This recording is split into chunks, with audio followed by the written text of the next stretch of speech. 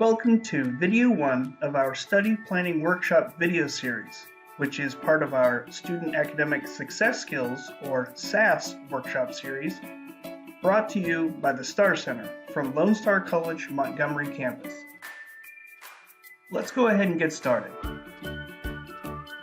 Throughout these study planning videos, we will be discussing what exactly is metacognition. We'll explore what Bloom's taxonomy is and how it can help you. We'll break down the 5 steps of the study cycle. We'll provide a list of our top 10 metacognitive learning strategies that we recommend you use during any of your study cycles. And then also provide a more comprehensive list of strategies that you can try and see what works for you. Before we dive into what exactly metacognition is, I want you all to take a moment and reflect back to when you were going to school as a kid. Did you find school to be easy or difficult overall? I recall when I was going from grade school to junior high, many people told me, you better get ready, junior high is much more difficult than grade school.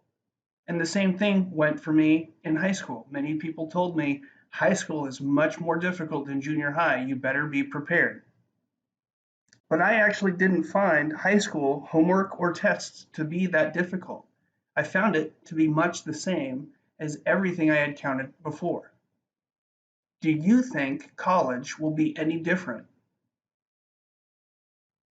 So if you were like me and heard all along the way that every level of education you entered into would be more difficult than the one previous, and then someone told you that college was going to be so much harder and different than anything you've experienced before, it might be very easy to dismiss it, right? High school and all the levels below often have so much emphasis on teaching to the tests that students tend to become reliant on this. High school teachers typically do reviews prior to tests and highlight all that will be on the test, so you know exactly what you need to remember. The truth is, college is different than high school and anything you may have experienced before. There's so much more emphasis on independent learning and less hand-holding. Knowing that, what skills do you think might make a difference going from high school to the college level? Here is where metacognition can come into play for you and be a key factor for success at the college level. So what is metacognition?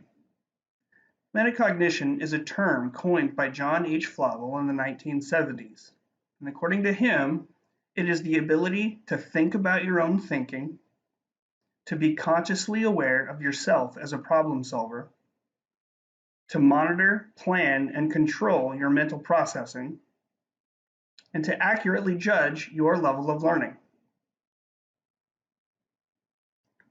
If you've never heard of metacognition before, and all that you know of it are these technical definitions or descriptions of what metacognition is, what do you think the odds are that you'd be willing to try these new practices or approaches?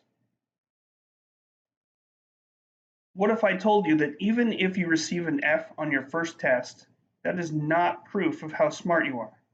Instead, it is merely a result of how you prepared for that test, and that I can show you how metacognition can help you get an A on the next test. Does that make anyone more interested in trying out some new ways of studying? At this time, I highly encourage you to go check out our study planning exercise video 1, where you'll have a chance to see just how metacognition can truly help you.